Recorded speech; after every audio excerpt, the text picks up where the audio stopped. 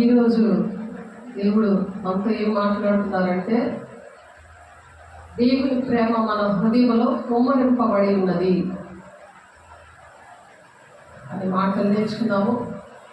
దేవుని ప్రేమ మన హృదయంలో కుమ్మరించబడింది. ఎలా అంటే పరిశుద్ధాత్మ ద్వారా. పరిశుద్ధాత్మ లేకపోతే ప్రేమ ఉండదు ఎవరిలో కూడా. ఓర్చుకునే గుణము కానీ, మరి నిన్ను వలని పొరుగు వాళ్ళని ప్రేమించు అనే రెండవ ఆజ్ఞ, మొదటి ఆజ్ఞ నీ పూర్ణ మనసుతో, నీ పూర్ణ ఆత్మతో దేవుని ప్రేమించబడ్డారు. దేవుని ప్రేమించబడితే దేవుని ఆజ్ఞలు గైకొండమే ఆయన్ని ప్రేమించడం అనేది వాక్యం. కాబట్టి 10 ఆజ్ఞల్ని 2 ఆజ్ఞలుగా దేవుడు చేశారు. కాబట్టి పరిశుద్ధాత్మ ద్వారా దేవుని ప్రేమ మన హృదయంలో కుమ్మరింపబడి ఉన్నది. అందుకని ఆ 2 ఆజ్ఞలు పాటిస్తారనమాట. ఎప్పుడైతే కుమ్మరించబడతాదో అప్పుడు మనము ప్రధానమైన ఆజ్ఞలు, దేవుడు ఇచ్చిన ఆజ్ఞలు పాటించి దేవుని రాజ్యానికి వెళ్ళగలం. దేవునికి మహిమ కలుగును గాక. దేవుని ఆరాధిద్దాము. అలా మనం నిరీక్షణ ఉన్నప్పుడు మనం ఎన్నడూ కూడా సిగ్గుపడనివ్వడనమాట. దేవుడు ఎప్పుడు సియోనికి చేరతామనే ఆనందము, నిత్య సంతోషము ఉంటుంది. ఫిలిప్పీ 4:4 ఎల్లప్పుడూ ఆనందించండి, మరలా చెప్తుందును ఆనందించండి అన్నారు. ఆయన పౌలు గారు జైల్లో ఉండి, ఆయన అంత బాధలో ఉండి చూడడానికి వచ్చిన వాళ్ళతో ఆ మాటలు చెప్పాడు. మనం చక్కగా ఉండి కూడా ఆనందంగా ఉండలేదు. కానీ పరిశుద్ధాత్మ దేవుడు ఎప్పుడైతే మన హృదయాల్లో కుమ్మరించబడతామో, దేవుని ప్రేమ కుమ్మరించబడతాదో అప్పుడు ప్రజలను ప్రేమించగలుగుతాం. మతం, కులం, భేదం లేకుండా. దేశం బాగుండాలని, కుటుంబాలు బాగుండాలని, సంఘాలు బాగుండాలని ఆలోచిస్తారన్నమాట. విభేదాలు ఉండవు, భేదాలు ఉండవు, మతాలు, కులాలని భేదాలు అలాంటివి ఏమీ ఉండవు. అందుకని అందరినీ ప్రేమించేది దేవుని ప్రేమ. దేవునికి మహిమ కలుగును గాక. దేవుని ఆరాధిద్దాము అందరం కలిసి.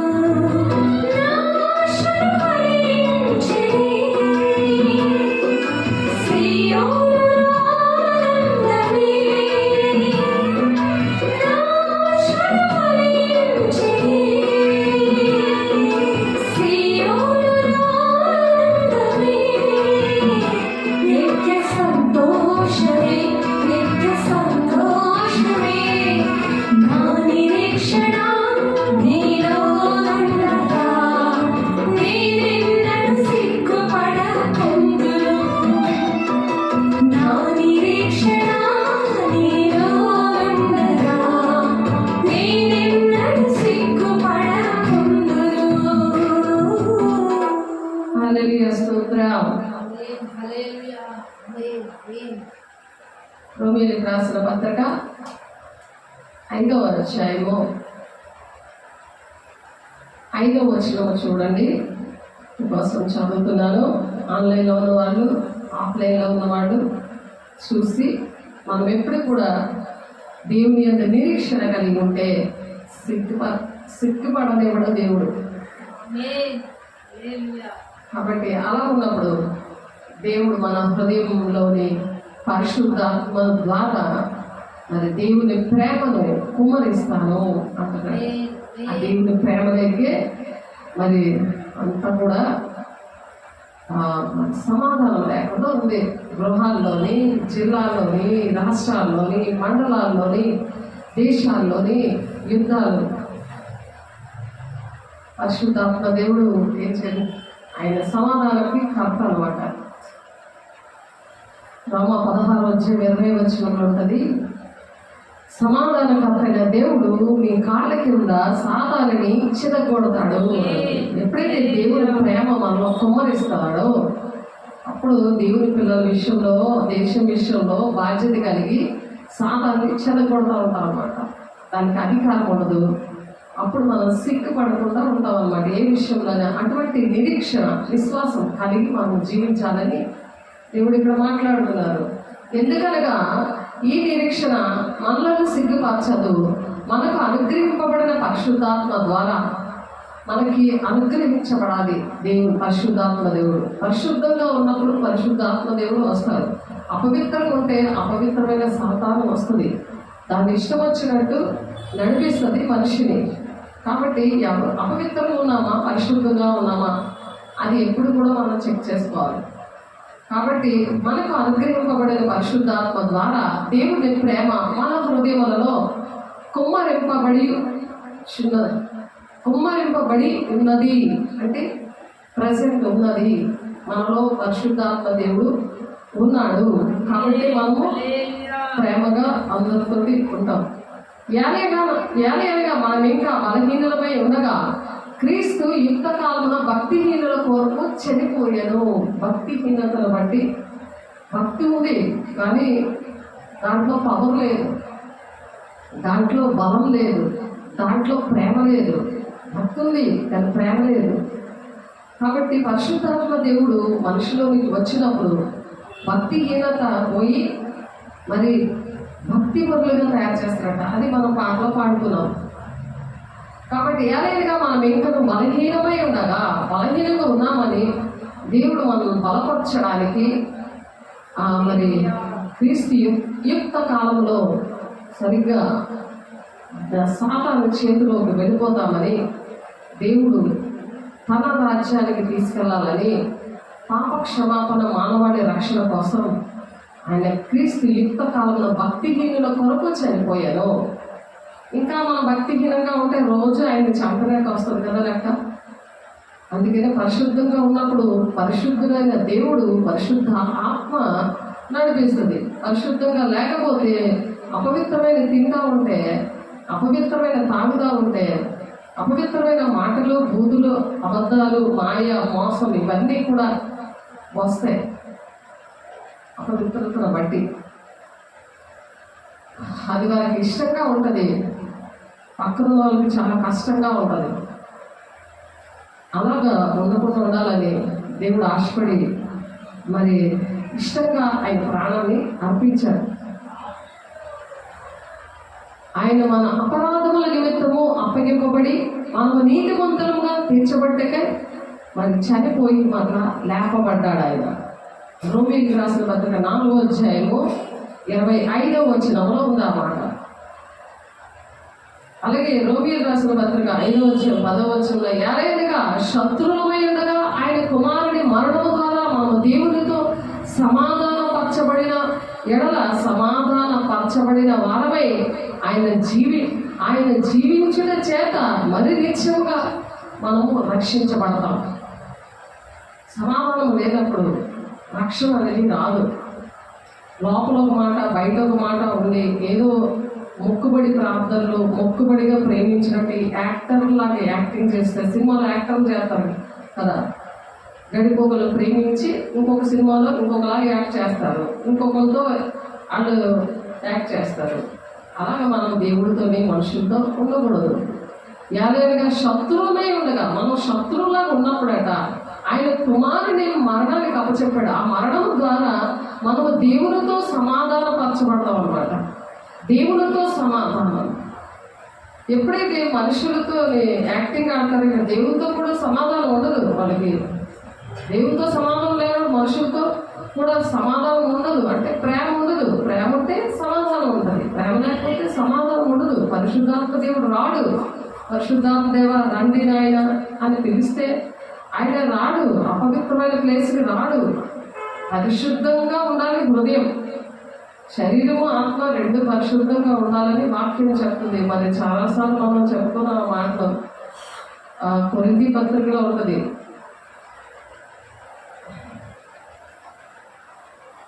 2 కొరింథీయులకు రాసిన పత్రిక శుద్ధం. శరీరము ఆత్మ పరిశుద్ధంగా పెట్టుకోమని దేవుడు ఎన్నిసార్లు చెప్తున్నారు.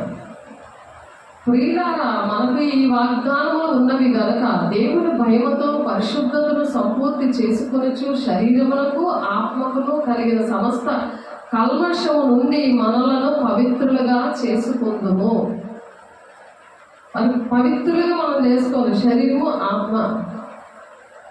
ఎందుకంటే భయముతో పరిశుద్ధతను, భయముతో, దేవుని భయముతో. అమ్మో, దేవుని భయము లేకపోతే దేవుని రాజ్యం ఉండదు కదా.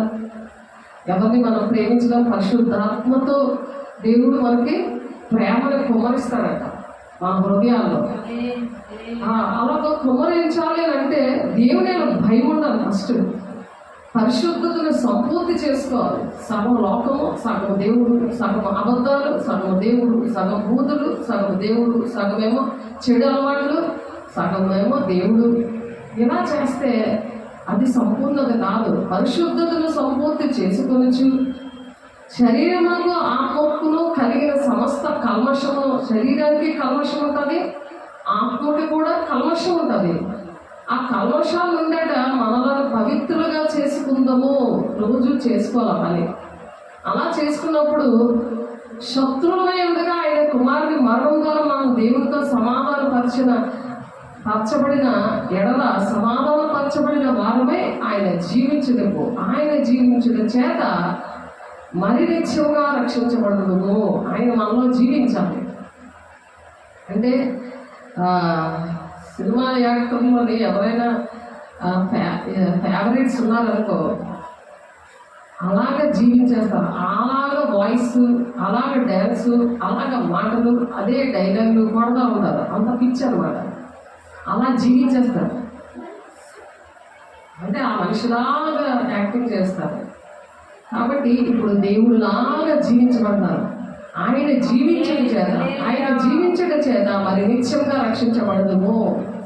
సమాధానపరచబడిన వారమై ఆయన జీవించడం చేత. అంటే దేవుడు చనిపోయి ఆయన లెగిసి మన కోసం ప్రార్థన చేస్తున్నారు.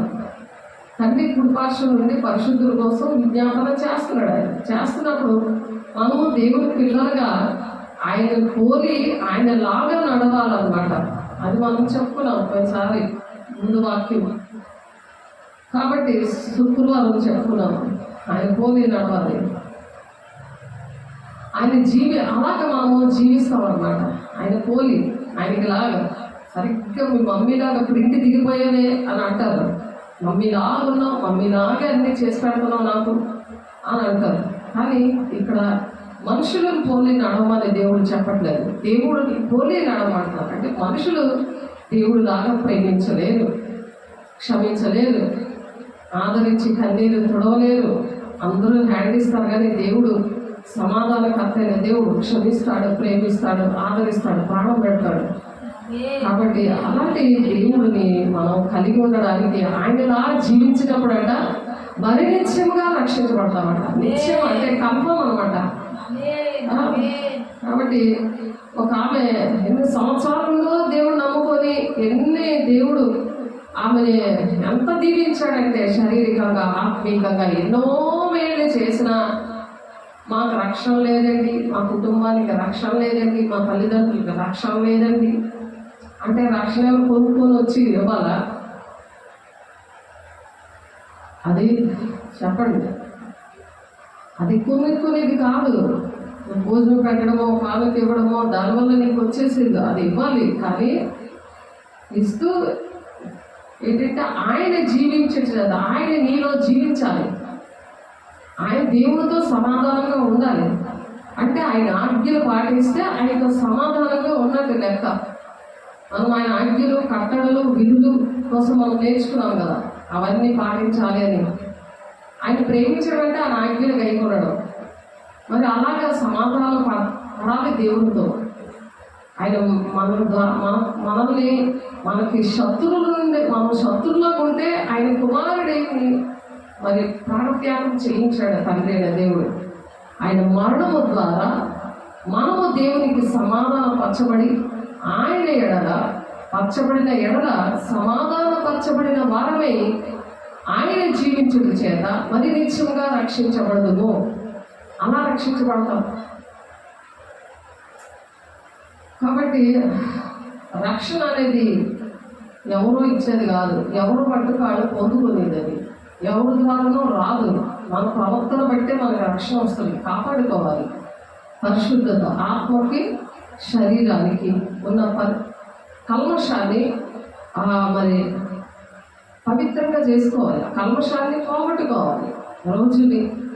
అందుకే వేసే శరీరం రక్తము, రొట్టె, ద్రాక్ష రసం, అది వాక్యముతో సమానం.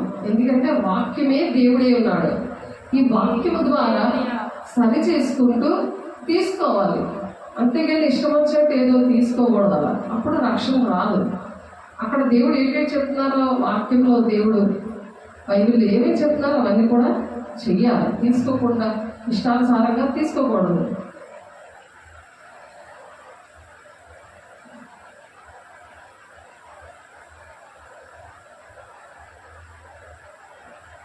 కాబట్టి దేవుడు ఎంత క్లియర్గా ఆ రక్షణ గురించి చెప్తున్నారో మరి ఆలోచించండి.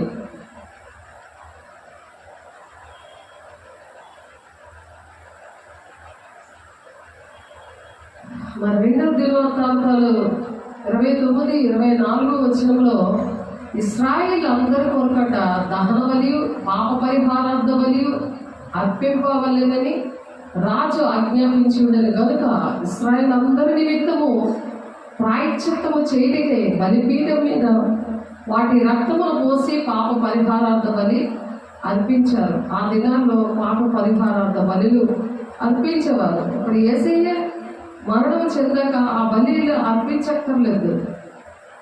దేవుడు అందుకనే మన కోసం ప్రాణం పెట్టారు.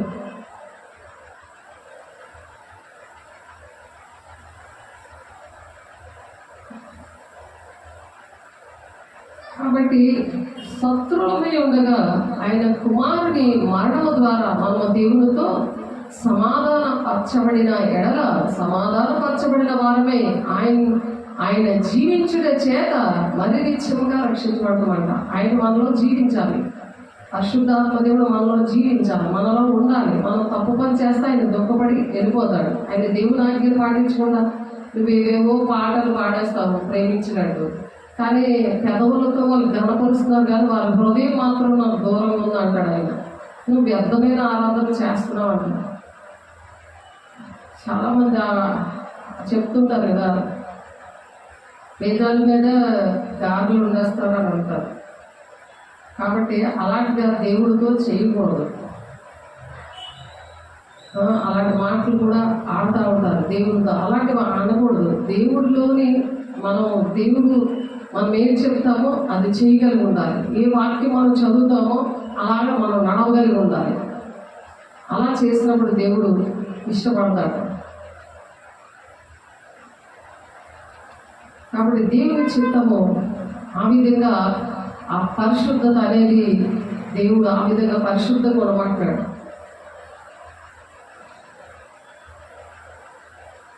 హెబ్రీయులకు రాసిన పత్రికలో జ్యేష్ఠుల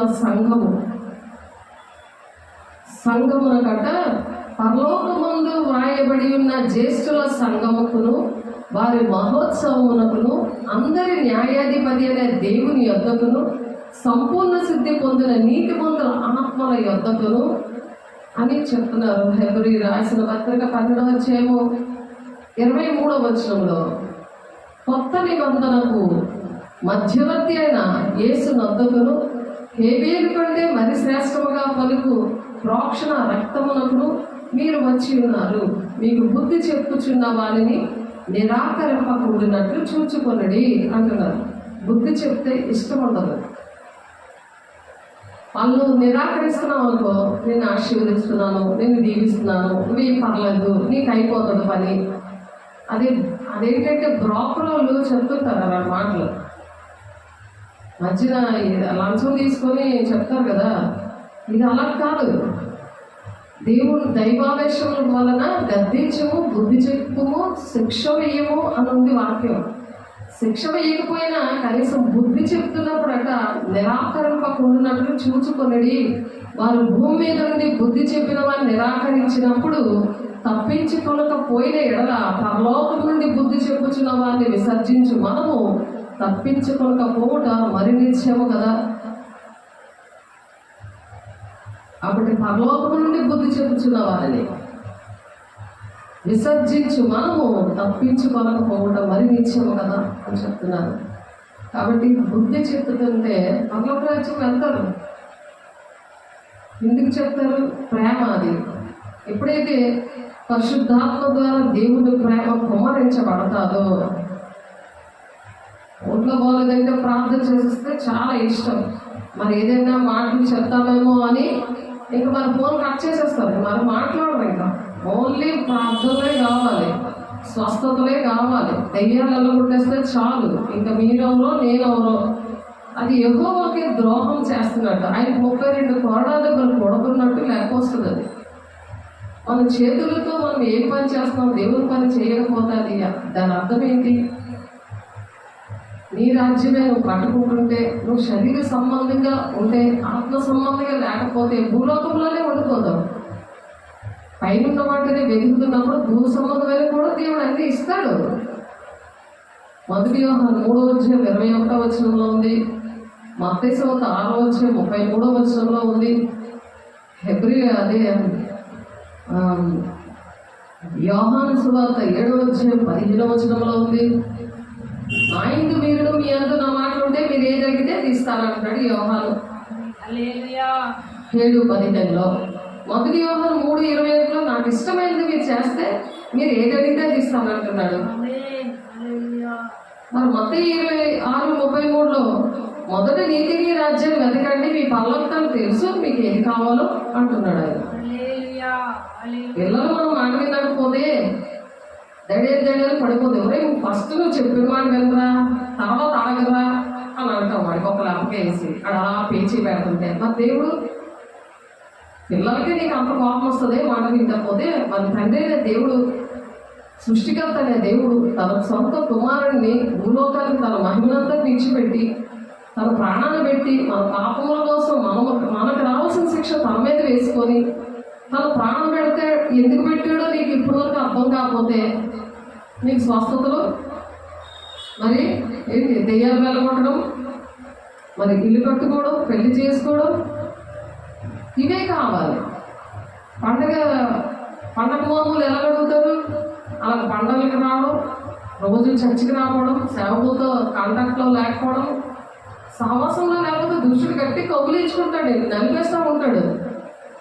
సేవకులతో మాట్లాడితే వాళ్ళు భయమేంటి, మీకు బుద్ధి చెప్పుచున్న వాళ్ళని నిరాకరించకూడనట్లు చూచుకోండి అని చెప్తున్నారు. ఇక్కడ హెబ్రీ పత్రిక 12వ అధ్యాయంలో 25వ వచనంలో.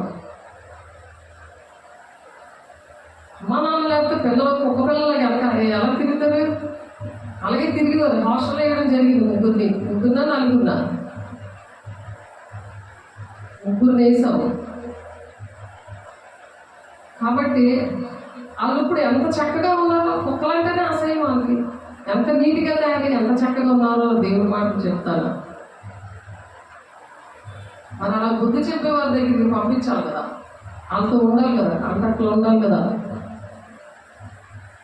అప్పుడైన శబ్దం భూమిని చలింపచేసిన కానీ ఇప్పుడు నేను ఇంకొకసారి భూమిని మాత్రమే కాక ఆకాశమును కూడా కంపింపచేదుననే మాట ఇచ్చి ఉన్నాడు. ఇంకొకసారి అన్నమాట, చలింప చేయబడినవి నిలకడగా ఉండే నిమిత్తము అవి సృష్టింపబడిన అన్నట్టు చలింప చేయబడినవి బొత్తిగా తీసివేయబడినని అర్థమించుచున్నవి. అందువల్ల మనము నిత్యమైన రాజ్యము పొంది దైవ కృప కలిగిందము. ఆ కృప కలిగి వినయ భయభక్తులతో దేవునికి ప్రీతికరమైన సేవ చేయడము. మనం ప్రీతికరమైన సేవ చేయాలంటే బుద్ధిమంతుల్లో మనం ఉండాలి. ఆకాశంలో జ్యోతుల్లా ప్రకాశిస్తారని దానియేలు చెప్తున్నారు. అలాగే ప్రకాశిస్తున్న వాళ్ళు ఏం చెప్తారు? బుద్ధిగా ఉండమని చెప్తుంటారు. మీరు బుద్ధిగా ఉన్నారు కానీ మాకు చెప్పకండి అంటాడు సాధారణంగా. మీ నుండి మాకు బెనిఫిట్లే కావాలి కానీ మీలా మేము తయారవ్వం అంటాడు సాధారణంగా. అదే డబ్బుల విషయంలో అయితే అప్పుడు వింటారు, చాలా బాగా వింటారు. ఏదైనా ఆశీర్వాదాలు కావాలంటే చాలా బాగా వింటారు. అవి అయిపోయిన తర్వాత మరలేదు. మాటలు లేకపోతే ఎలాగుంటుంది జీవితం, ఎలాగుంటుంది? ఆయన మనలో జీవించాలని చెప్తున్నారు కదా. పరిశుద్ధాత్మ దేవుడు మనలో జీవిస్తేనే ఇవన్నీ అర్థమవుతాయి. పరిశుద్ధాత్మ దేవుడు లేకపోతే సాధారణంగా కళలు చూపిస్తాడు, దర్శనాలు చూపిస్తాడు, ఐశ్వర్యం ఇస్తాడు, అన్నీ ఇస్తాడు. ఎందుకంటే ఇంగ్లాండ్లో ఒక అమ్మాయి మీద సాతాను, ఒక అమ్మాయి మీద దేవునాత్మ, రెండు వచ్చాయి. రెండు ఒకలాగా ఉంటాయి. అందులో వివేచనాత్మ ఉంటే దేవునాత్మ ఉన్న వాళ్ళకి అది అర్థమవుతుంది, మిగిలిన కదా అర్థమవుదా. 3 దేవత వచ్చేసింది రాత్రి 12 గంటలకు, 3 గంటల వరకు అది వెళ్ళలేదు. సరి చేసుకున్నంత వరకు వెళ్ళలేదు. సంఘం అంతా కూడా వణికిపోయింది. బైబిల్ పట్టుకొని ప్రార్థన చేసుకొని మోకరించుకొని ఏసు రక్తం వేసేదనుకోని ఉండిపోయారు. ఎందుకు? సాతానికి జడుస్తారు కానీ దేవుడికి జడవరు. సాతాను వస్తే అప్పుడు భక్తి ఏదో బయటకు వచ్చేస్తుంది. భక్తి అంటే సాతాను వచ్చినప్పుడా చేస్తారు? దేవుడికి భయపడతారా? దెయ్యానికి భయపడతారా? దేవుడికి భయపడాలి. భక్తులు కలిగి ఉండమన్నారు. భూమి మీద భక్తులు శ్రేష్ఠులు, వారు నాకు ఎంతో ఇష్టలు. గాలి రేఖలపై ప్రత్యక్షమైతివే, విశాల స్థలములకు తోడుకొని వచ్చితివే. నాకు ధన్యమాయని నా ఆశలు ఫలించినే, సియోనులో ఆనందమే. సియోన్ అంటే పరలోక రాజ్యం. ఆ ఆనందం కావాలి, అంతేగాని టెంపరీ ఆనందం కోసం ఆలోచిస్తున్నారు. టెంపరీ స్వస్థత వచ్చేస్తే ఆనందం, వెళ్ళిపోతే ఆనందం, ఏదైనా డబ్బులు వచ్చేస్తే ఆనందం, ఉద్యోగం వచ్చేస్తే ఆనందం, పిల్లడు బాగుపడిపోతే ఆనందం. వాడు మాత్రం కంప్లీట్ చేసుకుని రూమ్లోనే చక్కగా దెయ్యంతో రోజు రాత్రి పగులు దాంతో చక్కగా ఎంజాయ్ చేస్తూ ఉంటాడు. అలా ఎంజాయ్ చేస్తూ ఉంటే ఆ ఆనందంలో ఉన్నవాళ్ళు కోసము తల్లిదండ్రులు ఒప్పుకోవాలి. లేకపోతే తల్లిదండ్రుల పాపాలు పిల్లలు ఒడిలో పోస్తానంటాడు. 3-4 తరాల వరకు తండ్రుల దోషం కుమారుల మీదకి నేను రప్పిస్తానంటున్నాడు దేవుడు. దేవుని ఆజ్ఞలు పాటించకపోతే వచ్చే నష్టాలు అవి. ద్వితీయోపదేశ కాండము 28వ అధ్యాయం 1-14 దేవుని ఆజ్ఞలు పాటిస్తే చాలా మంచి ఆశీర్వాదాలు ఉన్నాయి. దేశంలో ఉన్నతంగా దీవిస్తానంటారు మొదటి అధ్యాయంలో. నువ్వు అది రేషన్ విషయంలోనేది, ఉద్యోగ విషయంలోనేది, ఆరోగ్య విషయంలోనేది, నువ్వు ఇంటిలోనే దీవించబడతావు, ఇంటి బయటికి వెళ్ళినప్పుడు కూడా దీవించబడతావు. 14 వచనాలు ఉన్నాయి. కానీ ఎప్పుడైతే వినకపోతే 68 ఉన్నాయి. అందరి ఇళ్ళలో ఉన్న సమస్యలు, పిల్లలు, ఉద్యోగాలు, మరి అన్నీ కూడా ఉన్నాయి. మరి దేవుని మాట వినడానికి ఎందుకు అంత భయము, అంత నిర్లక్ష్యం ఎందుకు? దేవుడు మాట్లాడినా అది రాసుకోరు. దేవుడు ఆశీర్వదించినా ఆ ఆశీర్వాదం పట్టుకొని శ్రమలు ఎన్ని వచ్చినా సరే తట్టుకుంటూ దేవుని ఆజ్ఞలు పాటించాలి. నష్టము కలిగినలో మాట తప్పకూడదని 15వ కీర్తన చదివితే 15వ కీర్తనలో మొత్తం దేవుని రాజ్యానికి వెళ్ళే అర్హతలు కొన్ని ఉన్నాయి. అందుకని దేవుడు మరి దేవుని పిల్లలు ఎవరో వాళ్ళతో కనెక్షన్లో ఉండాలి. దేవుడు ఆత్మీయ తల్లిదండ్రులతో కనెక్షన్లో ఉండాలి. ఎందుకంటే ఏలైనా మన దేవుడు దహించు అగ్ని అయి ఉన్నాడు. ఎందుకు కనెక్షన్లో ఉండాలి? ఎందుకు దేవుడు ప్రీతికరమైన సేవ చేయాలి? మన దేవుడు దహించు అగ్ని అయి ఉన్నాడు. ఈరోజు 2:30కి దేవుడు లేపారు, కానీ అందుకే అస్సలు నేను అంత రెస్ట్ లేదు. అస్సలు చాలా బాడీ అంతా చాలా బలహీనమైపోయి రెస్ట్లెస్ అయిపోయింది. నేను అంతా మరి లేట్గా పడుకోవడము. 2:30కి లేపినప్పుడు మరి లేచి వచ్చి మరి ఉదయం మళ్ళీ 3 పరిచర్యలు ఉన్నాయి, పని చేయాలి అని బాధ. దేవుడు మాట్లాడతారు 2:30కి చేస్తే మరి ఏదో శోధన వస్తుంది అని ఆ టైంలోనే దేవుడు లేపుతారు. 1 గంట 2:30 ఆ టైంలోని ఏదైనా శోధన వస్తే దాన్ని విడిపించడానికి దేవుడు ఆ టైంలో చేస్తాడు. నేనేంటంటే అలసిపోయింది ప్రాణం అనుకుని పడుకొని ప్రార్థన చేస్తాను, కాసేపు కూర్చొని ప్రార్థన చేస్తాను, కాసేపు పడుకుంటూ ప్రార్థన చేస్తున్నాను. అలాగా దేవుడు మాట్లాడారు, శరీరాన్ని చంపడానికి భయపడదు కానీ ఆత్మను చంపడానికి భయపడదు అని మాట్లాడాడు దేవుడు. నేను సేవకు ఫస్ట్ రావడానికి కూడా మా ఆయన ప్రతిదీ కూడా తన ఫాలో అవ్వాలి. తను ఏం చెప్తాడో తనకి ఏకీపించాలి. నేను నా భర్త దేవుడు, తర్వాత నువ్వు అంటాను, నేను పడదు మాకు ఇద్దరికి. అందుకనే నన్ను ఫాలో అవ్వు అంటాడు. అతనే చెప్తే నేను చెప్పాలండి. పరిశుద్ధాత్మ దేవుడు నేను పొందుకున్నాను 1999. ఆయన ఎప్పుడు వరకు పొందుకోలేదు. మరి అలాంటప్పుడు ఆయనకి కూడా భర్తే దేవుడు, సృష్టికర్తనే దేవుడు, భర్తే ఉన్నాడు, అందరికీ భర్తే ఉన్నాడు. కానీ పరిశుద్ధాత్మను ఎవరైతే పొందుకుంటారో వాళ్ళు సెకండ్ పార్టే ఎవరికైనా ఇవ్వాలి, ఫస్ట్ పార్టే దేవుడికి ఇస్తారు. అందులో దేవుడు ప్రేమ కుమ్మరిస్తాడు దేవుడు.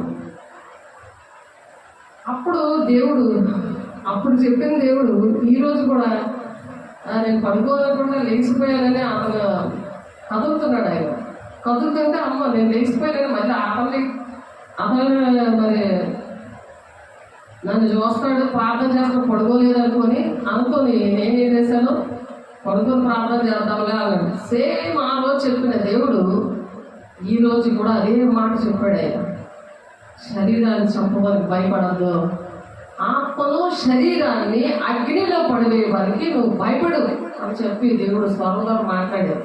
టెక్కేది నన్ను లేచి కూర్చున్నాను 3:30 అయింది. అప్పుడు 3:30 మరి పడుకోలేదు. మరి ఇంకా పడుకోవడానికి అవ్వదు. ఇంకా ఎందుకంటే బోల్డ్ పరిచయం ఉంది, బోల్డ్ ప్రార్థన ఉంది, ఎంతో దేవుడు ఇచ్చిన పనులు ఉన్నాయి. కాబట్టి దేవుడు ప్రేమించి దేవుడు మాట్లాడతారు కదా. ఎందుకంటే ఆయన దహించు అగ్ని ఉన్నాడు, జాగ్రత్త అనేసి మాట్లాడతాడు మనతో. మనం మాట్లాడకపోతే దాన్ని ఏమంటారు? ప్రేమ. ఆ ప్రేమతో మనం కూడా బుద్ధి చెప్తాం, కానీ వాళ్ళని నిరాకరించద్దు అని చెప్తున్నారు. ఇక్కడ ఇందాక చదివాం కదా 25వ వచనం, మీకు బుద్ధి చెప్పుచున్న వారిని నిరాకరింపకుండునట్లు చూచుకొనిడి. వారి భూమి మీద నుండి బుద్ధి చెప్పిన వారిని నిరాకరించినప్పుడు తప్పించుకొనకపోయిన ఎడల పరలోకము నుండి బుద్ధి చెప్పుచున్న వారిని విసర్జించు. మనము తప్పించుకొనకపోవట మరి నిత్యము కదా. తప్పించుకోరు, అగ్ని గుండం పెడుతుంది, తప్పించుకోలేరు. నువ్వు ఇక్కడ మా సేవకుల దగ్గర తప్పించుకున్నావు అనుకో, దేవుని దగ్గర తప్పించుకోలేవు. నేను తప్పించేసుకున్నాను, సాధారణపడుతున్నామేమో. దేవుని బిడ్డ ఎక్కడున్నావో ఆలోచించు. సేవకులు వాళ్ళతో మాట్లాడకుండా ఉండాలి, వాళ్ళ ఆశీర్వాదాలే రావాలి. నిన్న ఇద్దరు అలా చేశారు. నిన్న ఫోన్లు గబుక్కమని అన్ని విషయాలు చెప్తారు, కానీ సరిగ్గా మాట్లాడదాము అని అనేసరికి ఫోన్ కట్ చేస్తారు. ఏదో కట్టంకి అన్నట్టు, ఏదో ఛార్జింగ్ అయిపోయినట్టు సాధారణుడు చేస్తాడు ఆ పనులు.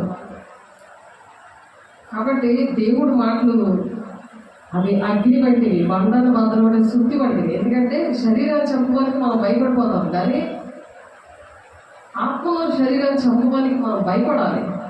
ఆయన ఏం చెప్తున్నారో ఒక్కొక్కరి పట్ల ఒక్కొక్కరికి ఆ ప్రణాళిక ఉంటుంది. ఆ ప్రణాళిక పౌలు గారు చెప్తున్నారు, ఫిలిప్పీ సంఘంతో మాట్లాడుతున్నారు. 1వ అధ్యాయము ఒకసారి చూద్దాం. ఫిలిప్పీ సంఘము ఎలా ఉందో, సంఘం అంటే ఎలా ఉండాలో, ఆశీర్వాదాలు కాదు, ఎలా ఉండాలంట. ఫిలిప్పీలో ఉన్న యేసునందుని సకల పరిశుద్ధులకును, సకల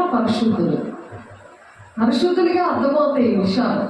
లేకపోతే టైం పాస్ కోసమో, లేకపోతే ఏదో బెనిఫిట్ కోసమో దేవుడితో నాటకాలు ఆడకూడదు.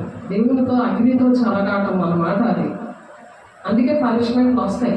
అవి ఒప్పుకుంటే సేవకులతో ఎంత సమాధానం ఉంటారో దేవుడు అంతగా దగ్గరైపోతాడు. ఆ సాక్ష్యం అరుణకాంతికి దేవుడు ఇచ్చారు. ఎంత పరిచయం చేస్తుందో దేవుడు అంత చక్కగా కనపడతా ఉంటాడు.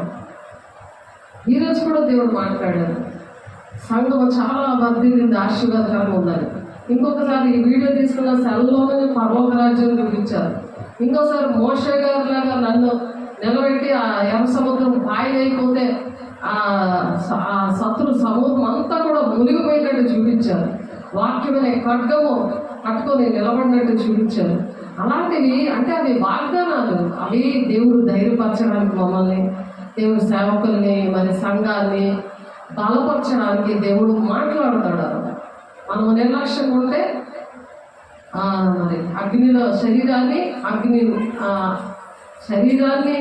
దేహాన్ని ఆత్మను రెండింటిని అగ్నిలో వేయడానికి భయపడు అని మాట్లాడుతారు. మనం నిర్లక్ష్యంగా ఉండకూడదు. మన రెస్ట్ అది ఆయనకి తెలుసు. బలం ఇచ్చేవాడు ఆయన, శక్తినిచ్చేవాడు ఆయన, నిద్ర ఆశ్చర్యం చేసేవాడు ఆయన. ఆయన చేతిలో ఉన్నాం కదా మనం. సృష్టికర్త అంటే దేవుడు కదా.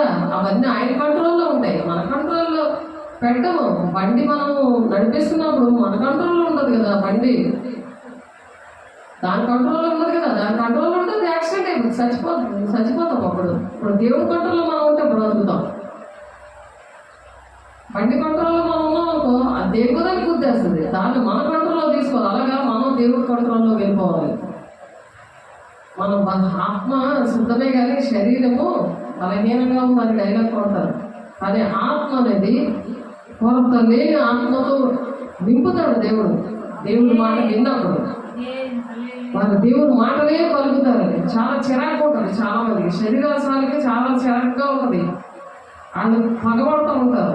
ఆ పగని నేను చూశాను, అందులో పాముల్ని నేను చూశాను. నేను ఘటసర్పాలు అది పగబెట్టి చాలా మాట్లాడుతూ ఉంటారు. కానీ అది సైలెంట్గా ఉంటుంది. ఎందుకంటే అవి రెండింతల ఆశీర్వాదం అన్నమాట. మత్తయి 5వ అధ్యాయంలో ఉంటుంది, నా నిమిత్తము జనులు మిమ్మల్ని నిందించి హింసించి చెడ్డమాటలల్లా పండుకున్నప్పుడు మీ తల్లిలు సంతోషించి ఆనందించండి, పరలోకమందు మీ ఫలము అధికమగును అంటున్నాడు ఆయన. మన మాట మనం మాట్లాడేమనుకో మనకు ఆశీర్వాదాలు పోతాయి. సైలెంట్గా ఉంటాము, వాళ్ళ కోపం తగ్గిపోతే వాళ్ళకి సమాధానకరంగా మళ్ళీ అది క్లారిటీ ఇస్తాను నేను. లేకపోతే నువ్వు హెచ్చరిక చేయకపోతే ఆ ప్రాణం నువ్వే ఉత్తరవాదు అంటాడు ఆయన. టైం చూసుకోవాలి. వాళ్ళు సమాధానంగా ఉన్నారా, వాళ్ళు చీకట్లు వెళ్ళిపోయా అప్పుడు మాట్లాడతాం. ఆ చీకట్లో మనం మాట్లాడలేము. పందుల మధ్య ముత్యాలు తొక్కి చీల్చేస్తాయి కదా. అంటే కావాల్సింది ఏంటి? అపవిత్రమైనవే కావాలి. అలా అపవిత్రంగా ఉన్నప్పుడు పరిశుద్ధమైన వాక్యము వాళ్ళకి ఇష్టం ఉండదు. ఆ వాక్య ప్రకారం మీరు ప్రార్థన చేయండి. ఇదిగో అపవిత్రంగా ఉంటే ఎలా జరుగుతుంది, పరిశుద్ధంగా ఉంటే ఎలా జరుగుతుంది అని క్లారిటీ ఇవ్వడానికి ఇష్టపడరాడు. పిల్లలకు మంచి చెడ్డ రెండు చెప్తాం కదా. నువ్వు చదివితే బాగుపడతావు, లేకపోతే అలా రిక్షా తోలుకుంటావు, నీ ఇష్టం అని అంటామా? మరి మన దేవుడు కూడా అలాగే మనకు చెప్పాడు. అవి మనం మధ్యవర్తులు ఉండే దేవుడికి ప్రీతికరమైన సేవ అలాగ చేయమంటున్నారు. అయితే ఫిలిప్పీ సంఘంలోని పరిశుద్ధులతో చెప్తున్నాడంట. ఎవరు? పౌలు, తిమోతి ఇద్దరు కూడా సేవ చేస్తూ వాళ్ళకి శుభమని చెప్తున్నారు, శుభమని రాస్తున్నారు. ఏంటంటే ఎవరెవరికంటే యేసునందుకు సకల పరిశుద్ధులకు, మళ్ళీ అధ్యక్షులకు, పరిచారకులకు, క్రీస్తు యేసు దాసులైన పౌలును తిమోతి శుభమని చెప్పి వ్రాయనది. ఒకటి అధ్యక్షులకి, పరిశుద్ధులకి, పరిచారకులకి. వీళ్ళు ప్రీతికరమైన సేవ చేయాలి. దేవుని పిల్లలు అంటే పరిశుద్ధులు ఏం చేయాలి? ప్రీతికరమైన సేవ. అంటే ఒక్కొక్కరికి ఒక్కొక్క భక్తి పరిమాణం చొప్పున దేవుడు పంచి ఇస్తాడు. మన తండ్రి యొక్క దేవుని నుండి ప్రభువు యేసుక్రీస్తు నుండి మీకు కృపయు సమాధానము కలుగును గాక అనే ఆశీర్వాదకరమైన వచనాలు మనం పలుకుతాం. మొదటి దినం నుండి ఇది వరకు సువార్త విషయంలో మీరు నాతో పాలువారై ఉండేది చూచి, ఆ సేవకులు చెప్తున్నారు ఈ పరిశుద్ధులతోని, పరిచారకులతోని, మరి అధ్యక్షులతోని మీరు మీకు కృపా సమాధానం కలుగును గాక అని చెప్పి మొదటి దినము నుండి, అంటే ఎప్పుడైతే మీరు దేవుని పిల్లలుగా మీరు మారారో, పరిశుద్ధులుగా మారారో, అప్పటి నుంచి కూడా సువార్త విషయంలో మీరు నాతో పాలువారై చూచి, మీరు ఈ సత్క్రియను ఆరంభించిన వాడు యేసుక్రీస్తు దినం వరకు దాన్ని కొనసాగించడని రూఢిగా నమ్ముచున్నాను. ఇప్పుడుతో అయిపోయింది కాదు. దేవుడు వచ్చే ఆయన రెండవ రాకడలో వస్తాడు కదా, రహస్య రాకడ పిలుపుమంత సంఘాన్ని తీసుకెళ్లే వరకు కూడా మీరు నమ్మకంగా ఈ పనులు చేస్తారని నేను నమ్ముతున్నాను అంటున్నాడు. ఎంత కన్ఫామ్గా చెప్తున్నాడు. పరిశుద్ధులతోటి, అపవిత్రంతో చెప్తారా అలాంటి మాటలు? నువ్వు అపవిత్రంగా ఉంటే నీకు దేవుడు ఏదైనా పదార్థం చెప్తాడా? ఇంట్లోనే మనం ఏదైనా వాళ్ళు ఏదైనా మొక్క పద్ధతిలో వచ్చారు, నేనే ముట్టదు అంటావా? బైబిల్లో కూడా ఉంది, అపవిత్రమైన ముట్టకడి అని ఉంది. మూర్ఖులకి తలమాలకు వేరే ఉండండి అంటున్నాడు ఆయన. అవిశ్వాసికి విశ్వాసికి పాలెక్కండి అంటున్నాడు ఆయన. మరి దేవుడు పరిశుద్ధులకి, అధ్యక్షులకి, మరి ఎవరికి చెప్తున్నారు సమాధానం అని? ఎవరికి చెప్తున్నారు? పరిచారకులకి. పరిచర్య చేయాలి. ఆయన ప్రీతికరమైన సేవ అనేది చెయ్యాలి. ఆయన ఎందుకు నీ కోసం నా కోసం ప్రాణం పెట్టాడు? తిని పడుకోవడానికా? అన్ని బెనిఫిట్లు కావాలి దేవుని దగ్గర నుంచి. ఆయన ప్రాణం పెట్టాడు ఎందుకు? అనేక మందిని దేవుని రాజ్యం నడిపించడానికి. నీకు మంచి సాక్ష్యం ఎందుకు ఇచ్చారు? జీవితంలో మన జీవితాల్లో అద్భుత కార్యాలు, మహత్కార్యాలు, సూచక్రియలు ఎందుకు చేశారు? అనేకమైన జీవితాల్లో కూడా జరగాలని, నువ్వు వెళ్ళాలని చెప్తావని, దేవుని ప్రేమను నువ్వు వివరిస్తావని చేశాడు ఆయన. అర్హత లేకపోయినా మనకు చేశాడు ఆయన. మనకు అర్హత లేకపోయినా ప్రాణం పెట్టేశాడు. అలా ప్రేమించేశాడు ఆయన. తలవాల్చుకోవడానికి కూడా చోట్లేదు ఆయనకి. నక్కలకు గొర్రెలు ఉన్నాయంట, ఆకాశ పక్షులకు గూళ్ళు ఉన్నాయంట, కానీ ఆయనకి తలవాల్చుకోవడానికి చూడలేదండి. దేవుడి పిల్లలకు కూడా అలాగే ఉంటుంది. ఇంట్లో కానీ బయట తల వాల్చడానికి టైం ఉండదు. దేవుని పిల్లలకు కూడా అదే మనకు ఆనందం వస్తుంది. మనకి ఎప్పుడైతే విశ్రాంతి పరలోక రాజ్యంలోనే రాజరికము, ఆ రాణిగా రాజుగా ఉండేది, అప్పుడు వరకు విశ్రాంతి ఉండదు. ఎన్ని శ్రమలు వచ్చినా సరే ఆ శ్రమలు కూడానే పరలోక రాజ్యానికి వెళ్ళాలని వాక్యం చెప్తుంది.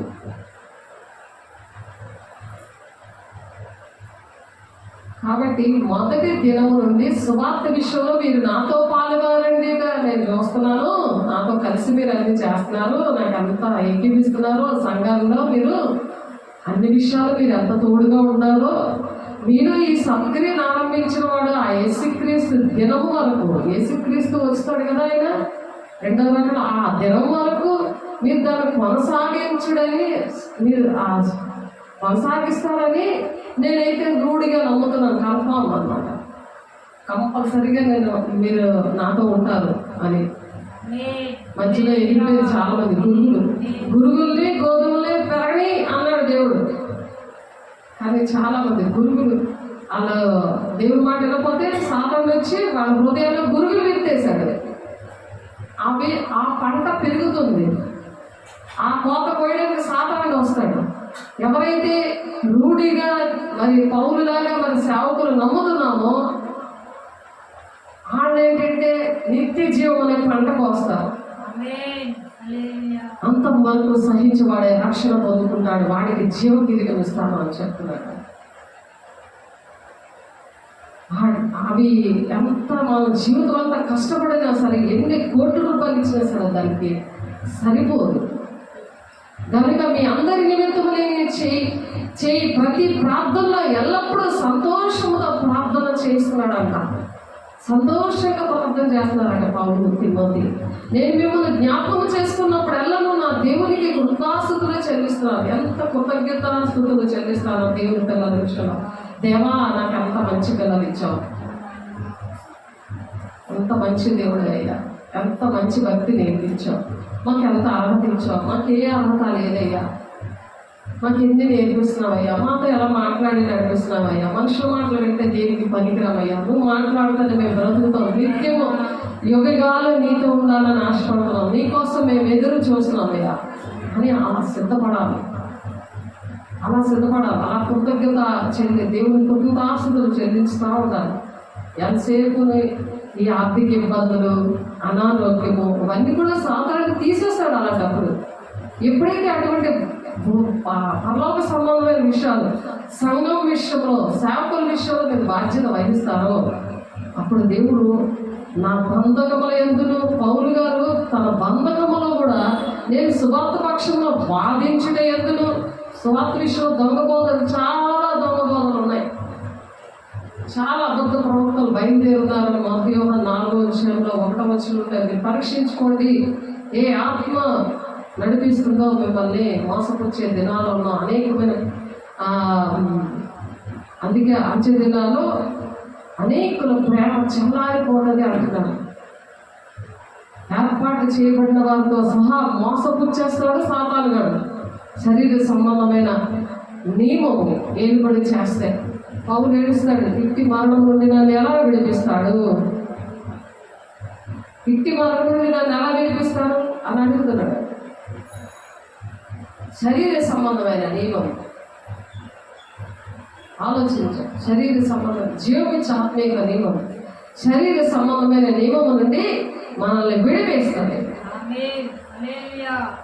కాబట్టి నా బంధకముల యందును, నేను సువార్త పక్షమున బాధించడం యందును, దాన్ని స్థిరపరచడం యందును మనం ఏంటంటే స్థిరమైన బోధ. మన యోగ పత్రికలో మనం నేర్చుకున్నామే, మనం ఏదైతే బోధ నేర్చుకున్నామో దానికోసమే మనం పోరాడాలి అని, దానికోసమే మనం పోరాడాలని నేర్చుకున్నాము. దేవుడు ఏమి భక్తి అయితే నేర్పించారో దానికోసం మనం పోరాడాలి. ఆ పోరాటం అనేది ఆ విధంగా ఉండాలి. నా బంధకముల యందును, నేను సువార్త పక్షంలో వాదించడం యందును, దాన్ని స్థిరపరచడం యందును మీరందరూ ఈ కృపలో నాతో కూడా పాలువారి ఉన్నారు కనుక నేను మిమ్మల్ని నా హృదయంలో ఉంచుకొని ఉన్నాను. ఇంటి చేత మిమ్మల్ని అందరినీ గూర్చి ఇలాగ భావించడం నాకు గర్వమే. ఎంతకోసం నేను ఎలాగ ఆలోచిస్తున్నాను, మీకోసం నేను అన్ని స్థుతులు దేవుని కృతజ్ఞతాస్తుతులు అర్పిస్తున్నాను. నాతో మరి దేవుడు అక్కడ వచ్చే వరకు కూడా మీరు చక్కగా ఈ పనులన్నీ చేస్తారు. ఈ పరిచర్య, మరి అధ్యక్ష పదవి, ఇవన్నీ కూడా మీరు పరిశుద్ధంగా ఉండి పరిశుద్ధులు అందరూ కూడా ఈ పనులు చేస్తారు. అపవిత్రం ఉన్న వాళ్ళు చేయలేరు, ఎందుకంటే వాళ్ళు అపవిత్రాత్మ ఉంటుంది. పరిశుద్ధాత్మ ఉన్న వాళ్ళే మాత్రమే చేయగలరు. అపవిత్రాత్మ ఉన్న వాళ్ళు భూ సంబంధమైనవే వెతుకుతూ ఉంటారు, వాళ్ళ రాజ్యాలే కట్టుకోవడానికి దుఃఖపడుతూ ఉంటారు. దేవుని రాజ్యాన్ని కట్టబడుతున్నాడు కదా, మొదటి నీతిని రాజ్యాన్ని మీరు మొదటి వెతకండి, అప్పుడు మీ పరలోకం తెలుసు, మీకు ఏది కావాలో నేను ఇస్తాను అని ఊహించలేని వాటికంటే అత్యధికంగా నేను దీవిస్తాను అంటున్నాడు. ఇప్పుడు కన్నుల యొక్క పాటలో ఆయన వస్తాడు, నన్ను సిద్ధంగా ఉన్నావా, రహస్య రాకడ. జ్ఞానేంద్రియాలు ఎప్పుడు పనిచేస్తుంటారు. ఆయన స్వరము, ఆయన మధ్యాకాశానికి వచ్చి బోర ఊదినప్పుడు ఆ బోర స్వరం మనకు వినిపించాలి. ఆయన చూచే కళ్ళు మనం మెలకుగా ఉండి ప్రార్థన చేస్తున్నప్పుడు ఆయనకి ప్రీతికరమైన సేవ, ఎవరికి ఏ అధ్యక్షత పదవి ఇచ్చాడో, ఏ తలాంతులు ఇచ్చారో, ఎటువంటి అభిషేకం ఇచ్చారో, ఎటువంటి పిలిపి దర్శనం ఇచ్చారో ప్రతి ఒక్కరికి ఇస్తారు. అందరికీ చెప్పిన ఆర్డర్ ఏంటంటే హోంవర్క్, గ్రేట్ కమిషన్ మొత్తం 28 వచ్చారు, 18, 19, 20 వచ్చినారు. సర్వలోకానికి వెళ్ళి సర్వ సృష్టికి మీరు దేవుడు ఈ మాటలు ప్రకటించండి అంటండి. నేనే సంగతితో చెప్పిన ప్రకటించండి, బాప్తిసాలు ఇవ్వండి వారికి, మీరు నేనే సంగతితో చెప్పాను చెప్పండి వాళ్ళకి. ఎందుకంటే ఏ ఒక్కరు కూడా నశించుకోవడం నాకు ఇష్టం లేదు. ఎవరైనా సరే నాకు తెలియదు ఈ విషయాలు, నాకు ముందు చెప్పుంటే నేను దేవుని రాజ్యంలో ఉండును, ఇప్పుడు అగ్నిగుండంలో ఇలా కాలుతున్నాను అని ఎవరు కూడా ఏడకూడదు, అలాగా నశించుకోకూడదు, అలాగ అగ్నిగుండానికి ఆహుతైపోకూడదు అలాగా అని దేవుడు ప్రేమించి చెప్పిన మాటలు అవి. కాబట్టి నాకు ఇది ధర్మమే అని చెప్పి యేసుక్రీస్తు యొక్క దయారాశులను బట్టి మీ అందరి మీద నేను ఎంత అపేక్ష కలిగి ఉన్నానో అది దేవుడే నాకు సాక్షి అంటున్నాడు. నేను ఎంత బాధపడుతున్నానో ఆ దేవుడికే తెలుసు అంటారు కదా, ఆయనే సాక్షి, ఎవరు సాక్షి చెప్పక్కర్లేదు, ఆ దేవుడే నీతో మాట్లాడుతాడు. నా విషయాలన్నీ నా ఆత్మీయులతో మాట్లాడారు. జమ్మగుడ్లోనేటి, హైదరాబాద్లోనేటి, మరి ఇక్కడ ధరంపూర్లోనేటి, అరకుబేరులోనేటి, నా విషయాలన్నీ కూడా నా ఆత్మీయులతో మాట్లాడారు. దేవుడే సాక్షి, దేవుడు వాళ్ళతో చెప్పారు నా విషయాలు. నేను ఎవరిని ఏంటి నాకు ఏ వరం ఇచ్చారు, నేను బాప్టిజం ఇచ్చినప్పుడు యేసయ్యే కనిపించారు వాళ్ళకి, నేను కనిపించలేదు. ఆ చేతులు వేసి ప్రార్థన చేస్తున్నప్పుడు వాళ్ళకి దేవదూత కనిపించింది, వాక్యం చెప్తున్నప్పుడు దేవదూత కనిపించింది, నేను కనిపించలేదు. దేవుడే సాక్షి అంటున్నారు. కాబట్టి మీరు శ్రేష్టమైన కార్యములను వివేచింపగలవారొకటకు మీ ప్రేమ తెలివితోనూ సకల విధములైన అనుభవ జ్ఞానముతోనూ కూడినదే అంతకంతకు అభివృద్ధి పొందవలని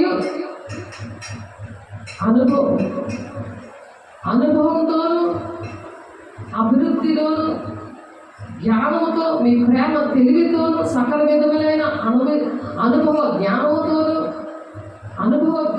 అనుభవం వస్తేనే అప్పుడు ఆ జ్ఞానం వస్తుంది, అది గుర్తుంటుంది, అప్పుడే వాక్యం గుర్తుంటుంది. అనుభవం దేవుడు ఇస్తాడు, ఫస్ట్ నాకు అనుభవం ఇస్తాడు, ప్రాక్టికల్గా ఆ కార్యం చేస్తాడు, తర్వాత వాక్యం చూపిస్తాడు, అప్పుడు అందుకని నాకు గుర్తుంటుంది. ఎప్పుడైనా ఎవరి దగ్గర నిలబడినా, ఎవరి కోసం ఎవరు వచ్చి కూర్చున్నా వారి కోసం మెసేజ్ చెప్పాలన్నా, బయట అయినా ఇంట్లో అయినా సంఘంలో అయినా అది ఆన్ అయిపోతుంది. ఆమెకు తగినట్లు వాక్యము సాక్ష్యము అది దేవుడు నోట్లో నుంచి పలికించేస్తూ ఉంటాడు. అదే ఇక్కడ చెప్తారు, మీరు శ్రేష్టమైన కార్యంలో వివేచింపగలవారొకటకు మీ ప్రేమ తెలివితోనూ సకల విధములైన అనుభవ జ్ఞానముతోనూ కూడినదే అంతకంతగా అభివృద్ధి పొందవలెననియు, ఇందువల్ల దేవునికి మహిమయు స్తోత్రమును కలుగునట్లు మీరు యేసుక్రీస్తు వల్లనే నీతి ఫలముతో నిండుకున్న వారై క్రీస్తు దినములకు నిష్కపటులను నిర్దోషులు కావాలని ప్రార్థించుచున్నాను. ఇప్పుడు ప్రాక్టికల్గా మనం చెప్తే మనం నిర్దోషులు ఉంటాం. ఆ విషయంలో మనం దేవుడు ఎక్కడడు, మనం చెప్పడమే. ఎస్కేలు గ్రంథంలోని 2వ అధ్యాయం 4వ వచనంలో 11వ వచనంలో వారు తిరుగుబాటు చేసే జనాంగము కాబట్టి వారు వినకపోయినా నువ్వు చెప్పు అని అంటున్నాడు. అలా మనం ప్రాక్టికల్గా అనుభవించిన కార్యాలు, దేవుని దగ్గర నుంచి మేము పొందుతున్న దీవెనలు, దానికి కలిసి ఉన్న వాక్యము మనం అలా చెప్తున్నప్పుడు అంటే మనం నిర్దోషులుగా ఉండమాట. సహోదరులారా, నాకు సంభవించిన సువార్త మరి ఎక్కువగా ప్రభావం ఒకటే సమకూడేనని మీరు తెలుసుకొని కోరుచున్నాను. ఎక్కువ ఇది ఇలాగ సహోదరులారా నాకు సంభవించినవి సువార్త. ఈ సువార్త ఎక్కువ ఇలా జరిగిందంట. ఎలాగనగా నా బంధకములు క్రీస్తు నిమిత్తమై కలిగినవని ప్రేతోరియమును సేవలోని వారికి అందరికీ తక్కిన వారందరికీ స్పష్టమయ్యేలాగా దేవుడు చేశాడనమాట. శ్రమలన్నీ దేవుడి కోసం పడ్డాడు పౌలు గారు. ఆ విషయాలన్నీ కూడా దేవుడు ఆ సేవలోని వారందరూ తక్కిన వారందరికీ స్పష్టం చేశాడంట. మరియు సహోదరులైన వారిలో ఎక్కువ మంది నా బంధకముల మూలముగా ప్రభువునందు స్థిర విశ్వాసం కలవారి ఆ బంధకముల వల్ల స్థిరమైన విశ్వాసం కలిగిందంట. అక్కడ ఉన్న వాళ్ళందరికీ ఆ బంధకాలం ఉండి కూడా మనం దేవుడి పని చెయ్యాలి. బంధకాలం నేను చెయ్యలేను, నాకు ఎందుకు దేవుడు ఎలా చేశాడు అనలేదు పౌలు. మనం అనకూడదు, ఎప్పుడు కూడా రెస్ట్ ఉండకూడదు. అది శ్రమైన, ఖడ్గమైన, హింసైన, ఉపద్రవమైన దేవుని ప్రేమ ఉంది, నన్ను ఎడబాపునా అని అంటున్నాడు. నిర్భయంగా దేవుని వాక్యం బోధించుటకు మరి విశేష ధైర్యము తెచ్చుకున్నారంట. అలాంటి మాటలు చెప్పేసరికి ధైర్యం వస్తుంది కదా. బలిపీఠం ఎక్కద్దు అమ్మాయి, అప్పుడే 2-3 దేవుడు కనిపించి చెప్పారు, నువ్వెందుకు అలాగా చూస్తూ ఉంటావు అని అంటే నేను ఎలా చెప్పేస్తానండి అని అంటే దేవుడు ఈరోజు చూపించారు గట్టిగా వాళ్ళని మీరు బలిపెట్టి మెక్కకూడదని గట్టిగా ధైర్యంగా చెప్పిందా అని. చూడండి ఇక్కడ బోధించుకు మన విశేష ధైర్యం తెచ్చుకున్నారట. మన సాక్ష్యాలు బట్టి మనం చెప్తున్న మాటలు బట్టి మరి దేవుని పిల్లలు అనే సంఘము ధైర్యం తెచ్చుకుంటుందట. అది దేవుడు చూపించారు. ఈరోజు ఆ ధైర్యం తెచ్చుకుంటాము మనం చెప్పినప్పుడు మనసు కింద కొంచెం పెట్టడానికి కాదు. దేవుడు చేసిన కార్యాలు మనకు చేసిన కార్యాలు మనకు అర్హత లేకపోయినా దేవుడు మనల్ని ప్రేమించే అటువంటి కార్యాలు అద్భుత కార్యాలు చేస్తున్నప్పుడు అవన్నీ వివరించి చెప్పాలి. ఏదో ఎక్కాల బుక్ చదివినట్టు కుటుంబాలలో చదివేస్తా ఉన్నారు. చదివేసుకోవడమే, దాని అర్థం చెప్పరు, దాని సాక్ష్యం ఉండదు. సంఘాల్లో కూడా అంతే, ఎవరికైనా చెప్పినా అది ఏమీ అర్థం అవ్వదు. అలా చదువుకొని వెళ్ళిపోవడమే. మధ్యలో అడిగితే చెప్పలేరు, దాని వివరణ అడిగితే చెప్పలేరు. ఏదో చదివేసుకుంటే పుణ్యం, అదే భక్తి. ఏదో దండం పెట్టేసుకోవడం, బైబిల్ చదివేయడం, పడుకోవడం అంతే. దెయ్యాలు పట్టినప్పుడు కూడా తల మీద బైబిల్ పెట్టి గద్దించడం వెళ్ళవవి వెళ్ళలేదు. భీమవరంలో అలాగే ఒక ఆమెకి పద్మానామకి దెయ్యి పడితే నా ఆత్మీయ బిడ్డ అక్కడ పెళ్లి కది అంటే మొత్తం అందరూ ఫ్యామిలీ అందరూ ఉన్నారు, 15 మంది. దాన్ని చీపో సైతాన్ అనుకొని బైబిల్ పెట్టి ఏసుకునే జీవన వెళ్ళలేదు. 1 గంటకి ప్రార్థన చేయమని నాకు ఫోన్ వచ్చింది. వెంటనే అలాగే మోహాలేసి వెంటనే గట్టిగా ఫోన్ ఇక్కడ చెవు దగ్గర పెట్టారు, గట్టిగా గద్దించగా దడేలో నా పిల్ల పడిపోయింది. చూడండి, బైబిల్ ఏంటంటే అది ఒంట్లో ఉండాలి, అంటే దేవుడు అనమాట. బుక్లో ఉంటుంది, దేవుడు కాదు కదా. అది నేర్చుకోవడానికి మనకు దేవుడు ఇచ్చారు. తల మీద తల కింద పెట్టుకునేది కాదు, అది ఒంట్లో ఉండాలి. వాక్యమే దేవుడే ఉన్నాడు. ఆ ఒంట్లో ఉంటే నడిపిస్తారు అన్నమాట. ఎంతమంది అయితే నా మూలంలో నడిపించబడ్డారో వాళ్ళే నా కుమారులు, నా కుమారులు. వాళ్ళు గద్దిస్తే వెళ్తుంది. అది బైబిల్ బుక్ లాగా ఉంటుంది కదా, అది దాన్ని అలాగా యూజ్ చేస్తే అది దానికి అల్లదే దానికి వచ్చి బైబిల్ అది బాగా చదువుతుంది. బైబిల్ అంతా దానికి క్షుణ్ణంగా వచ్చి నీకన్నా బాగా నాకన్నా చెప్తుంది. కానీ దేవుడు మనిషి, దేవుని రూపంలో దేవుని గుణాలతో ఉన్న మనిషికి భయపడదు. దేవుడికి తప్ప దేనికి భయపడదు. దేవుని బిడ్డకి తప్ప, పరిశుద్ధుడికి తప్ప భయపడవు. అవి దేవుని వేలుతో దయ్యములు వెళ్ళగొట్టిన ఎడల పరలోక రాజ్యము నీ మధ్యలో ఉంది అంటున్నాడు. లోక 10:20లోని, లోక 11:20లోని మీరు దేవుని వేలుతో మీరు దయ్యంగా వెళ్ళగొడుతున్నాయంటే మీరు సంతోషించద్దు. దానికి పరలోక రాజ్యంలో మీ పేరుందని, ఆ జీవగ్రంథంలో మీ పేరు ఉందని మీరు సంతోషించండి అంటున్నాడు. ఎందుకంటే వాక్యానుసారంగా నడుస్తున్నప్పుడు వాక్యం అంతా ఒంట్లో ఉంటుంది. అప్పుడు అది నిలబడుతుంది, నీకు గుర్తుంటుంది. ఆ వాక్యమైన దేవుడే నీతో మాట్లాడతాడు, ఇతరులతో కూడా మాట్లాడతాడు, నీ మీద దృష్టి నుంచి ఆలోచన చెప్తాడు. నువ్వు నడవలసిన బోధిస్తాడు. నీ సొంత బుద్ధితో నడలేవు. నీ స్వబుద్ధి అని ఆధారపడక పూర్ణ ప్రవర్తన అంతటి అని యెహోవా అధికారానికి ఒప్పుకో, అప్పుడు నీ మార్గాలు సరళం చేస్తాను అని ఉంటుంది. సామెత 3వ అధ్యాయంలో 5, 6, 7 వచనంలో. కాబట్టి దేవుడి వాక్యం బోధించడానికి మరి విశేష ధైర్యము తెచ్చుకున్నారంట. కొందరు అసూయ చేతను, కలహ బుద్ధి చేతను, మరికొందరు మంచి బుద్ధి చేతను క్రీస్తును ప్రకటిస్తున్నారు. అది మనకు తెలిసిన విషయమే. వారైతే నా బంధకములతో కూడా నాకు శ్రమ తోడు చేయగలని తలంచుకొని, ఇప్పుడు నా పరిస్థితి కూడా అలాగే ఉంది, ఏదైనా శ్రమ తోడు చేద్దామని ఆటంకం. వాక్యం దగ్గర కూర్చున్నామంటే అవ్వదు. అలాగా ఉదయం లేచినట్టు రాత్రి పడుకునే వరకు అలా నిలబడ్డమే. చూడండి, వారైతే నా బంధకములతో కూడా నాకు శ్రమ తోడు చెయ్యవలనే తలంచుకొని శుద్ధ మనసుతో కాక కక్షతో క్రీస్తును ప్రకటించుచున్నారు. ఓవర్టేక్ చేద్దామని అహంకారం, అసూయ. దేవుని బిడ్డగా ఉన్నందుకు అసూయ పడతాడు సాతాను మనుషులు దూరి. పౌరు గారికి జరిగింది. ఎందుకంటే పౌరు భక్తి కదా, మనం భరించడానికి శక్తి కూడా, భక్తి నేర్పించింది దేవుడు, శక్తి కూడా ఇచ్చాడు. దేవుడు మహిమగలుగాక. శక్తి ఇచ్చాడు అలా నిలబడడానికి, అలా పరిచర్య చేయడానికి. వీరైతే నేను సువార్త పక్షంలో బాధించడకు నియమింపబడి ఉన్నానని ఎరిగి ప్రేమతో ప్రకటించుచున్నాను. ఎవరు? ఫిలిప్పీ సంఘము ప్రేమతో ప్రకటిస్తున్నారు. ఆ కక్షతో ఉన్నా సరే, ఎందుకంటే ప్రేమ కుమ్మరించాడు కదా. దేవుని ప్రేమ పరిశుద్ధాత్మ ద్వారా దేవుని ప్రేమని మన హృదయాలకు కుమ్మరించాడంట. అందుకనే అలా కక్షతో ప్రకటిస్తుంటే ప్రేమతో ప్రకటిస్తున్నారండి ఫిలిప్పీ సంఘం. కాబట్టి వీరైతే నేను సువార్త పక్షంలో వాదించడకు నియమింపబడి ఉన్నానని ఎరిగి ప్రేమతో ప్రకటించుతున్నారు.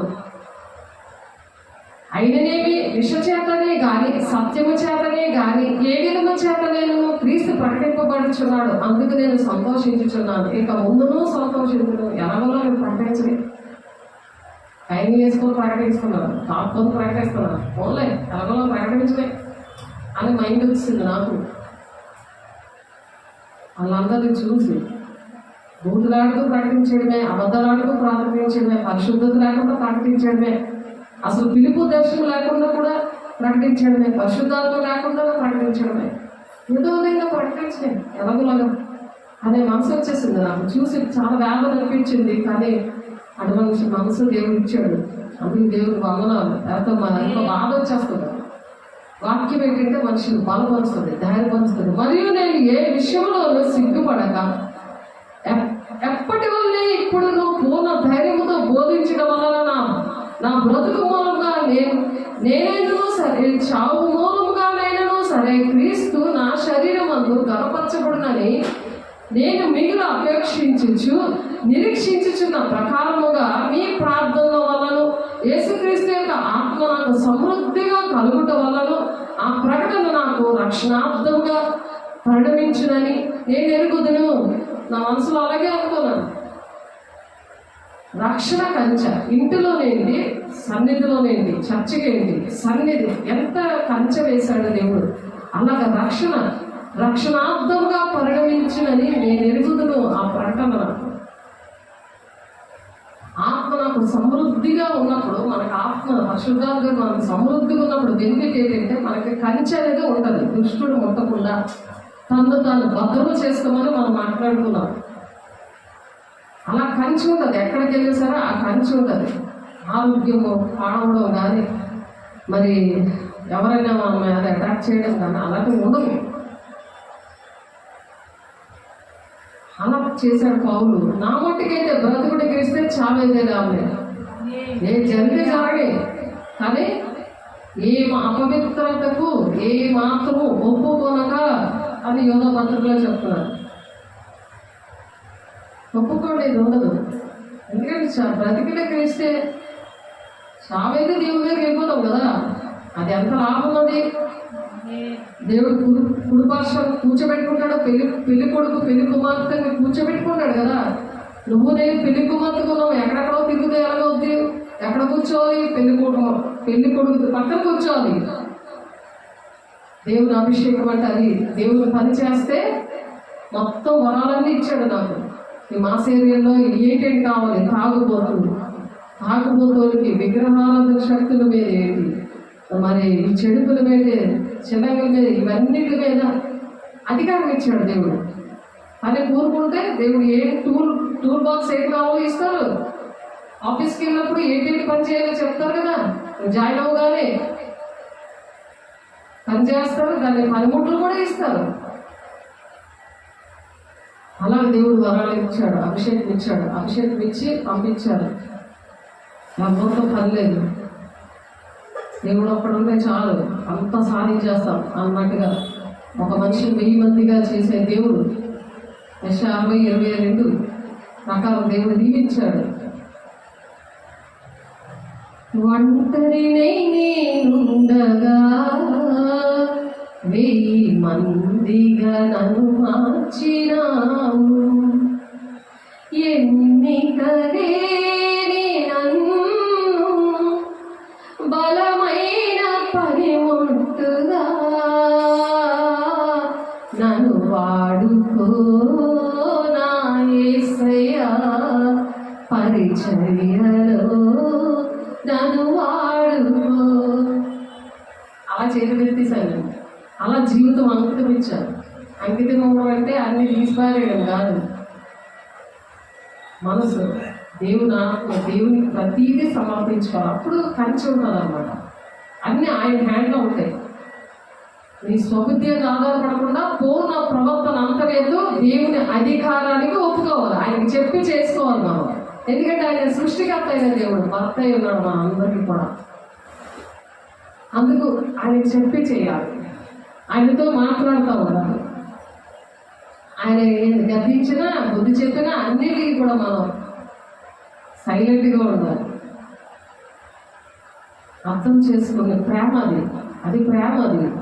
కాబట్టి మరియు ఇట్టి నమ్మకము కలిగి నేను మరలా మీతో కలిసి ఉండడం చేత నన్ను గూర్చి క్రీస్తు యేసునందు మీకున్న అతిశయం అధికమొదనట్లు మీరు విశ్వాసమునందు అభివృద్ధియు ఆనందమును పొందు నిమిత్తము నేను జీవించి మీ అందరితో కూడా కలిసి ఉందని నాకు తెలియదు. మీరు విశ్వాసంతోనే నాతో కలిసి ఉంటారని నాకు తెలుసు అంటున్నాడు. నమ్మకస్తులు ఆయన పరిచారకులుగా ఎంచుకుంటాడంట. స్థిరపరచువాడవు, బలపరచువాడవు, హెచ్చించువాడవు, బలమిచ్చువాడవు, ఏమైనా చేయగలవు, కథ మొత్తం మార్చగలవు. నీ నామముకే మహిమంతా తెచ్చుకొందువు. యేసయ్యా నీకే సాధ్యము. అందుకనే ఆయనకి అధికారానికి మనం ఒప్పుకోవాలి. ఆయనకి సాధ్యం అవుతుంది. అప్పుడు ఆయన ఒప్పుకోకుండా నాకు ఇది చేయి, నన్ను స్థిరపరచు, నన్ను బలపరచు, నన్ను హెచ్చించు, నన్ను దీవించు అంటే పోదాం. దేవుడు మాట్లాడేది ఈరోజు ఆ పాట ద్వారా. ఉదయం మాట్లాడుతున్న పాట ద్వారా, వాక్యం ద్వారా అలా మాట్లాడుతూ ఉంటాడు ఆయన. దేవా ఏం చెప్పాలి నీ పిల్లలకి అంటే ఇక్కడ ఆన్ చేస్తాడు. ఇక్కడ నిలబడగానే ఆన్ చేస్తాడు ఆయన. నీ మీద దృష్టి నుంచి ఆలోచన చేస్తాను. నడవలసిన నేను బోధిస్తాను. కీర్తన 32:8 ఫస్ట్ ఇచ్చిన వాగ్దానం అది. తర్వాత 17 వచ్చాడు, 16 వచ్చిన ఆ వాగ్దానం ఇచ్చారు. ఇంకా 12 వచ్చాము, 12 వచ్చిన మరి మత్తయి 10 వచ్చాము, 20 వచ్చిన పరిశుద్ధాత్మ దేవుడు వచ్చి మాట్లాడుతాడు. మనం నిలబడితే చాలు.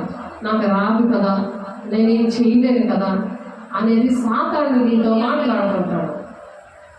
కాబట్టి దేవుడు మాట్లాడే దేవుడు. నేను వచ్చి మిమ్మల్ని చూచాను రాకపోయినాను, మీరు ఏ విషయంలో నేను ఎదిరించి వారికి బెదరక, నిన్ను ఎదిరిస్తున్నారనుకో వారికి నువ్వు బెదిరిపోవద్దు. దేవుడి మాటలు చెప్తుంటే నిన్ను ఎదిరిస్తూ ఉంటారు. వాళ్ళ మాట నెగ్గాలని నీ మీద గోడైజం చేస్తున్నారనుకో నువ్వు బెదరద్దు.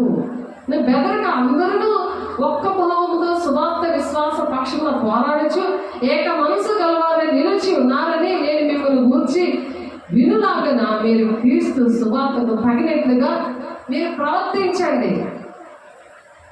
ఆయన ఎలా సువార్త చేశాడో దేవుడు, ఎలా 3.5 సంవత్సరాలు నేర్పించారో స్వస్థతలు చేశాడు. ఆయన ప్రకటించాడు, రాత్రంతా ప్రార్థన చేశాడు, సమాజ మందిలో బోధించాడు. ఆ క్రమం మీరు పాటించాలి, లేకపోతే ఆ క్రమం చేయాలని కొండి మీరు ఎవరు నాకు తెలియదు అన్నాడు. ఆయన స్వస్థత కార్యాలు చేశారు కదా, రోగులు స్వస్థపరిచారు, దెయ్యాలు వెళ్ళగొట్టారు, చెడిపోయిన వాళ్ళు లేదు. అవన్నీ కూడా దేవుడు మనకు ఇచ్చాడు. అవి మనం ఎప్పుడు ఆన్ అవుతాయి? పనిలోకి వెళ్తే ఆన్ అవుతాయి. భయంతో కూర్చున్నావు అనుకో నువ్వేం చేయగలవలే అనేసి అవి ఆన్ అవ్వవు. అవి మంచ కింద కుద కింద పడితే బల నమ్మకమైన మంచి దాసుడు అంటారు, చెడ్డ దాసుడు అని చెప్పి చీకట్లోనే వాడికి పండు దొరుకుతుంటాడు, అక్కడ వేసేస్తాడు. మరణాంతకాలంలో అగ్నిగుండంలో వేసేమనుంది వాక్యం. కాబట్టి ఏలగా మీరు నాయందు చూచినట్టు నాయందున్నదని మీరు ఇప్పుడు వినుచున్నట్టు పోరాటము మీకును కలిగి ఉన్నందున క్రీస్తునందు విశ్వాసం ఉంచడం మాత్రమే కాక ఆయన పక్షంలో శ్రమపడ్డయు ఆయన పక్షంలో మీకు అనుగ్రహింపబడును. దేవుడు అనుగ్రహం అనేది ఉండాలని మనం పాట పాడుకున్నాం. సమస్తం నా కులంతా నీదేనయ్యా అనే పాట పాడుకున్నాం. ఆయన దినము కూడా ఆయన అనుగ్రహం మనకి ఉండాలి. అలాగా క్రీస్తునందు విశ్వాసం ఉంచిన మాత్రమే గాక ఆయన పక్షమున శ్రమపడ్డయు. విశ్వాసం ఒకటే కాదు, ఆయన కోసం శ్రమపడమంటున్నాడు. ఆయన ఆయన ప్రాణం పెట్టాడు, కనీసం శ్రమ పడాలి కదా. మనం ప్రాణం పెట్టి అక్కడ కొంచెం శ్రమ పడాలి కదా. శ్రమ పడుతూ ఆయన పక్షము మీకు అనుగ్రహించబడింది అంటున్నారు. కాబట్టి మనం ఎలా ఉంటున్నాం, మన జీవితాలు ఎలా ఉన్నాయి? పరిశుద్ధాత్మ ద్వారా దేవుని ప్రేమ మన హృదయాల్లో కుమ్మరించాడు. పనిలోకి వెళ్ళాలి, పనికి వెళ్ళాలి. అప్పుడే జీతం అనేది నిత్య జీవం వస్తుంది. వారి వారి క్రియలు చొప్పున జీతం నేను సిద్ధపరిచి ఉంచాను. అది ఏ జీతం కావాలి? స్వర్గమా, నరకమా? ఎంత పని చేస్తున్నాం? ఆయన పక్షమున శ్రమ పడి ఆయన పక్షమున మీకు అనుగ్రహించబడింది. ఆయన పక్షాన మనం ఉన్నాం, సాతాను పక్షాన మనం లేవు. నీకోసం నా కోసం ప్రాణం పెట్టాడు. మన జీవితాలు ఎన్నో అద్భుతాలను చేశాడు. ఎందుకు చేశాడు? అది వివరించడానికి. అనేకమైన కుటుంబాలు, గ్రామాలు, మరి జిల్లాలు, మండలాలు, దేశాలు పాడైపోతున్నాయి శాంతి సమాధానం లేకుండా.